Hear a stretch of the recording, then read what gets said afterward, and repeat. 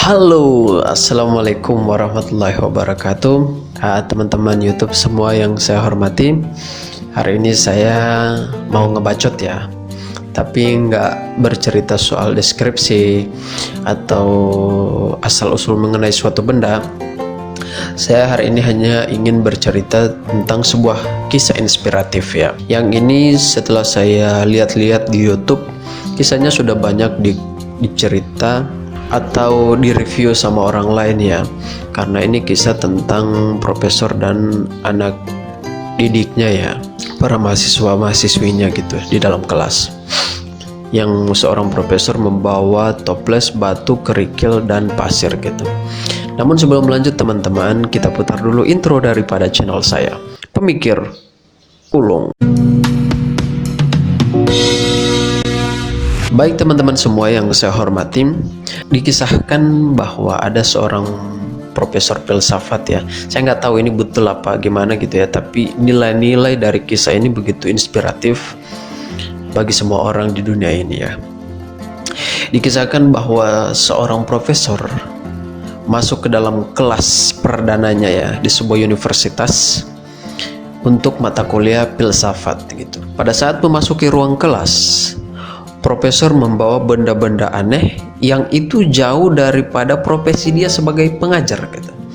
Biasa kalau kita lihat profesor atau dosen mau masuk ke dalam kelas, pasti yang dibawa kalau bukan buku, pasti spidol atau hal-hal yang mendekati dengan itu gitu. Tetapi dengan profesor yang satu ini, yang dia bawa beda. Yang dia bawa pertama adalah toples, kemudian yang kedua adalah batu, ketiga kerikil, dan keempat pasir.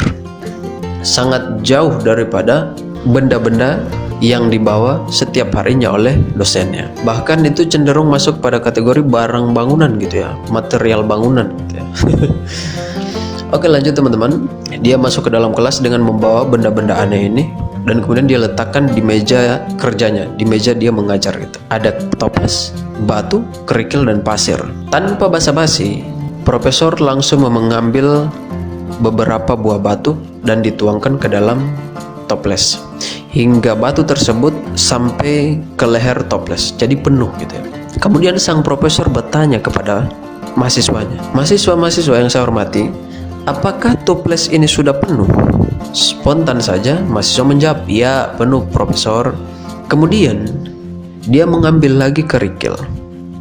Kerikil dia tuang ke dalam toples hingga kerikil tersebut menyebar ke ruangan-ruangan toples yang belum terisi oleh batu. Kemudian dia bertanya lagi kepada mahasiswa, apakah toples ini sudah penuh? Kembali mahasiswa menjawab, ya profesor sudah penuh. Kembali dia ambil pasir yang mahasiswa tahu bahwa tujuannya adalah dimasukkan ke dalam toples. Kemudian dia angkat, dia tuang ke dalam toples hingga ke leher toples, dan ruangan-ruangan yang masih kosong belum terisi oleh batu dan kerikil bisa terisi oleh pasir tadi. Kemudian dia bertanya lagi, apakah toples ini sudah penuh? Kembali mahasiswa menjawab, iya sudah penuh profesor. Maksud saya mengisi toples ini dan membawa toples ini dengan batu, pasir, dan kerikilnya itu untuk memberi pelajaran kepada Anda bahwa toples itu ibarat diri Anda, tubuh Anda, dan kehidupan Anda. Itu maksud daripada toples.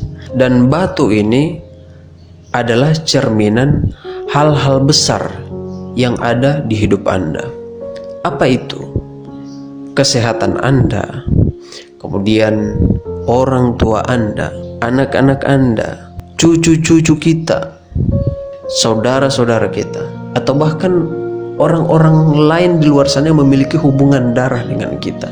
Itu hal-hal besar di sisi kita sebenarnya, di kehidupan kita. Lantas kerikil adalah hal-hal yang melengkapi kehidupan kita, misalnya rumah, kendaraan, kemudian harta, pekerjaan, dan lain sebagainya. Itu adalah pelengkap. Dan yang ketiga adalah pasir. Pasir itu dalam kehidupan Anda ibarat hiburan-hiburan seperti gadget, kemudian tempat karaoke, tempat pemandian, dan lain sebagainya, hal-hal kecil lainnya. Itu adalah bentuk dari pasir. Saya tuangkan di dalam toples terlebih dahulu batu, kemudian kerikil, kemudian pasir, maka yang akan terjadi adalah penuh dengan sempurna. Apa yang akan terjadi ketika Anda mengisi pasir terlebih dahulu ke dalam toples hingga penuh ke dalam toples? Maka tentu kerikil dan batu tidak akan memiliki ruangan lagi di dalam toples tersebut. Atau Anda isi kerikil terlebih dahulu sampai penuh, maka apa yang akan terjadi? Tentu batu dan pasir tidak akan masuk ke dalam toples tersebut. Kehidupan juga seperti itu. Jika kalian terlalu banyak mengisi hal-hal kecil di dalam kehidupan kalian, terlalu banyak mengisi hal-hal tentang gadget, tentang hiburan, tentang rekreasi ke dalam kehidupan Anda akan mengabaikan keluarga-keluarga Anda, mengabaikan orang tua Anda, mengabaikan anak-anak Anda, mengabaikan cucu Anda. Begitupun Anda terlalu banyak menuangkan kerikil di dalam kehidupan Anda, menuangkan mobil, kemudian rumah, harta, pekerjaan di dalam hati Anda, sehingga hal besar tidak akan mampu Anda pikirkan lagi untuk kehidupan Anda, karena Anda terlalu sibuk dengan harta yang Anda miliki, rumah yang Anda miliki, pekerjaan dan lain sebagainya. Jadi kesimpulannya teman-teman, bahwa kehidupan itu haruslah benar-benar seimbang agar supaya semua benda tadi bisa masuk ke dalam kehidupan kita. Kita punya waktu untuk keluarga kita, punya waktu untuk menjaga kesehatan kita, punya waktu untuk merawat kendaraan kita, rumah dan lain sebagainya, punya waktu untuk bersantai bersama teman-teman ataupun keluarga kita.